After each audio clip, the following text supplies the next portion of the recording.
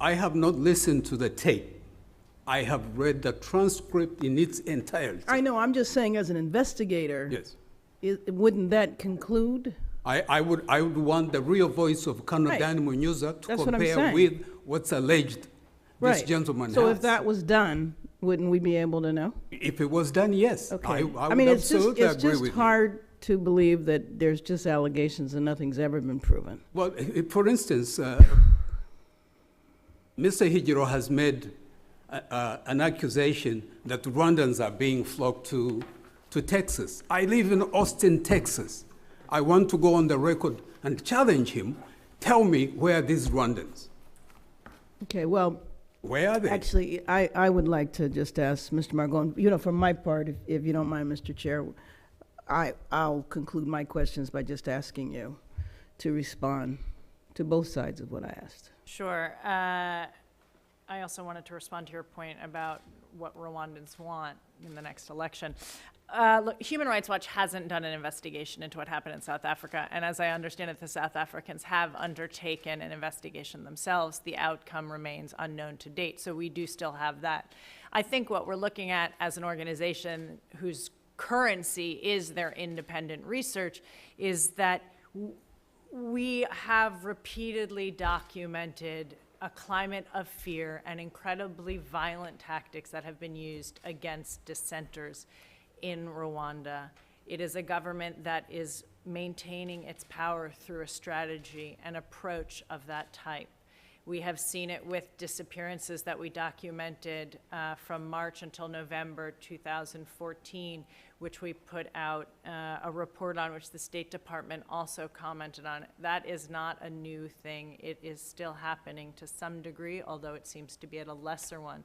But repeatedly, the decimation of independent voices is not simply because there wasn't money for it or because people felt they could do better things like go into business. It was because they were afraid for their lives, and they have fled the country, many still living in fear outside borders. And so while we haven't done research on this specific issue, I did want to put it within the broader context of what we're looking at, which is a government that is maintaining a very tight and in some cases very aggressive and violent grip on power.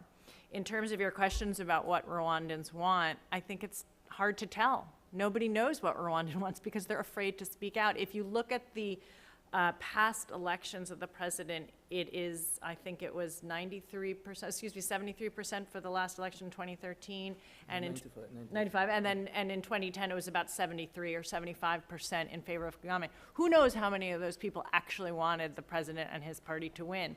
It's too fearful. Most people, I would say, based on our research, are too afraid to do anything else. You're looking at an environment that may not on election day, let's say, be free and fair as we start to think about the 2017 elections, but it's an overarching context, which we've seen in other countries on the continent, including we will see this weekend in Ethiopia. An overarching election environment is not at all conducive to a legitimately free and fair election. It is important to think about that when you think about what the people of Rwanda are doing and saying. I'm sorry, but a little comparison though. The Ethiopian diaspora is very active, and there's also a lot in Ethiopia that I think is very well known. So I think with Rwanda, unless I'm just not aware of it, it just doesn't seem to be that level of activity. I don't know if it's whether it's social media or not. Maybe the Rwandan diaspora is active in other countries. I don't. Yes. Let me tell you why it's very difficult to be active. Why Rwandan communities? It's very difficult for us to be active. In Rwanda. No, even here. So now Okay. I'm going to say something that I had held back. Because I'll cry, but also because it will put my brother into danger. You made your point. No, yeah. Your point is clear. But And- I think I need to put it out here on the record anyway. I prefer you not. Let me just move on. Mr. Salita, and then I'll come back to you. Right, exactly. Is the Rwandan diaspora very active? Very active. For the record, for the last 3 years, every September, more than 5,000 Rwandans meet on Rwanda Day. Is that active or what? Where? The last year was in Atlanta. The year before that was in Chicago. Well, that's what The you're year talking about. before was in Boston. This addresses the fact that we are very active. I have been very active on Rwandan issues, probably before Mr. Hijiro was born. Look at my blog. Look at the social media All right. of Rwandans exchanging their views on the country. And they're all not supportive of President Kagame. And most of these come from Rwanda, Okay. for the record. Let me go back and could allow you to finish, and then I'm done.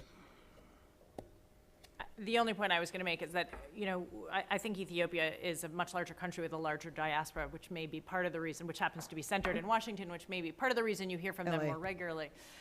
But also, you know, I do think when you look from our objective perspective, you do see similar issues of development, success being put forward. And our attempt or our effort is not to undermine the successes that are real and important to the actual people who are receiving them, but to look at the other side of the coin and figure out how better to integrate the two for the long-term gain of the country overall.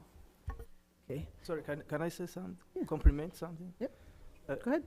Just like I said before, Mr. Sharita, whatever he sees, we see. Let me give you an example of what he's talking about. A few months in Belgium, Brussels, they had a conference of about 40 presidents and head of states, President Obama inclusive. The only president that had demonstrations is Paul Kagame.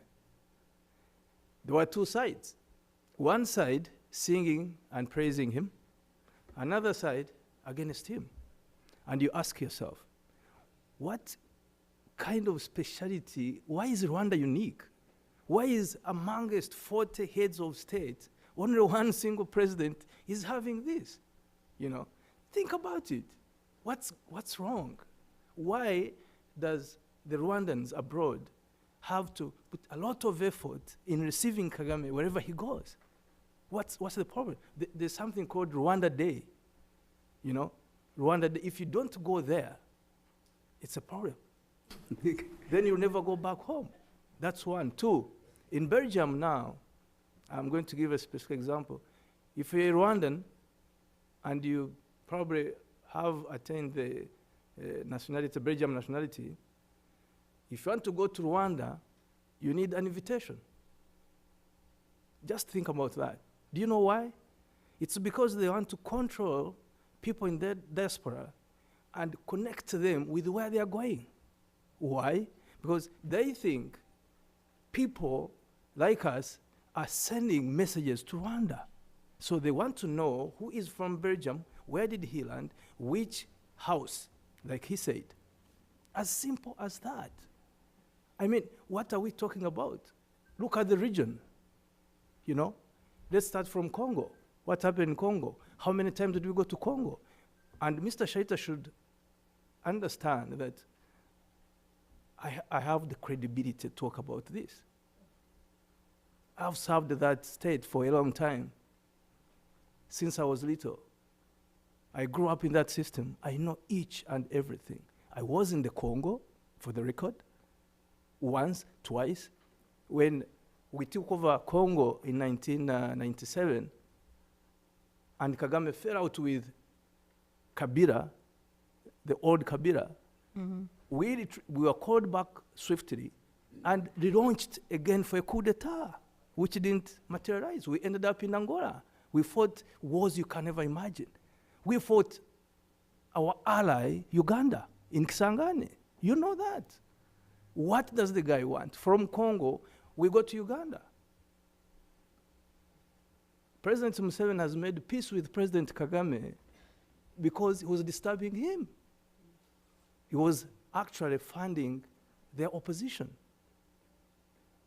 President Kagame has publicly stated that he's going to hit Kikwete, President Kikwete of Tanzania when time comes. It's public information. So what are we talking about? It's all out there. It's not a secret. Thank you. Just, we are going to have to conclude the hearing, but I just want to make a couple of final points.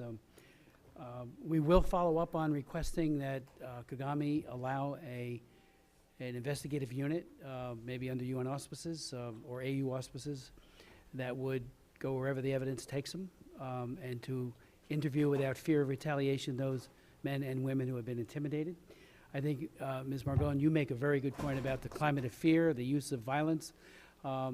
I remember Greg Simpkins and I, on one trip to Darfur, before we got there, we went to Ethiopia. We met with President Meles. It was soon after several people were gunned down in post-election violence and in an election that was anything but free and fair. And we met with President Meles, who was absolutely dismissive of the violence. It was a matter of fact, when we left, I actually, and Greg and I worked very hard on this, wrote a bill called the Ethiopian Human Rights Act with benchmarks. When the House flipped to Democratic control, my ranking member and good friend, and now sadly deceased, Donald Payne, took it up and it became his bill. It was Payne-Smith. First it was Smith-Payne. And the idea was that we got to be serious about human rights. And I can think of no important issue than protecting people from violence, beatings. I've heard of, almost like a Dr. Jekyll, Dr. Henry Hyde type of the face that Kagame gives to the Western world and to, Westerners versus what he does to his own people. And that is really very, very disconcerting, especially since there is seemingly a pattern of extrajudicial killing. So we need to get to the bottom of this. This subcommittee is committed to it. Again, I think at great risk to yourselves, you have come forward. Ms. Higuera, I just can't say how deeply I respect you, as well as you, both of you, for coming forward. I'm sure the other human rights groups would love to operate freely and in an unfettered fashion. You're not. You're trying, and we all appreciate that. But there is risks to the people who bear witness to the truth. So thank you again for that work you're doing, Ms. Margolin.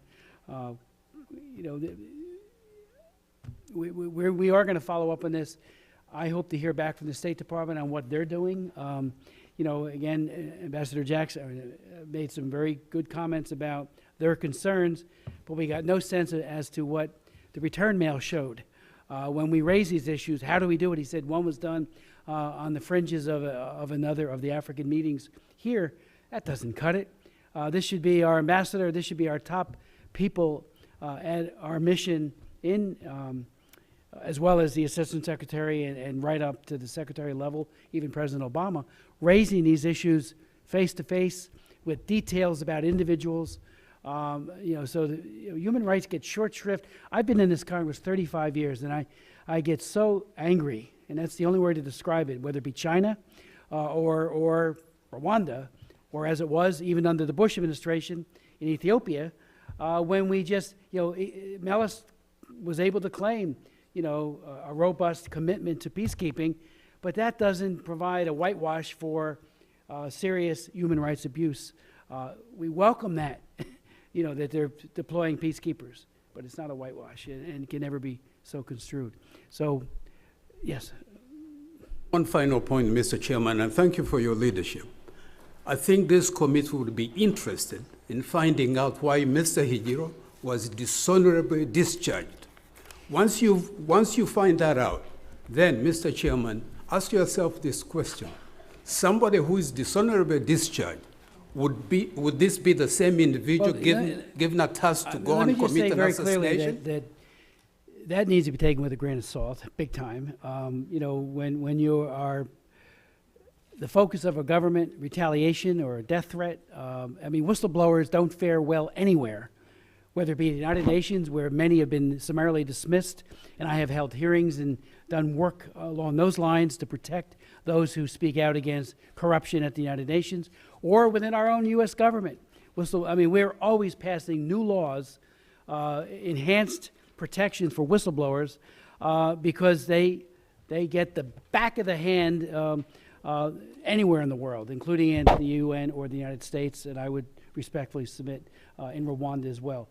Again, we have credible newspapers. BBC is a credible news media organization that have looked into this and come out with articles and recordings. They get retaliated against too. So let's not forget that. That Dr. Jekyll and Mr. Hyde, if there are death squads being deployed to kill the diaspora and the political opponents, or as you said, Mr. Imbara, the phase 2, even others, we need to get to the bottom of it. And we owe it to the Rwandans who deserve not a country where there's a climate of fear, but where there's a robust democracy where human rights and economic prosperity go hand in hand. So thank you for your testimonies. The hearing is adjourned.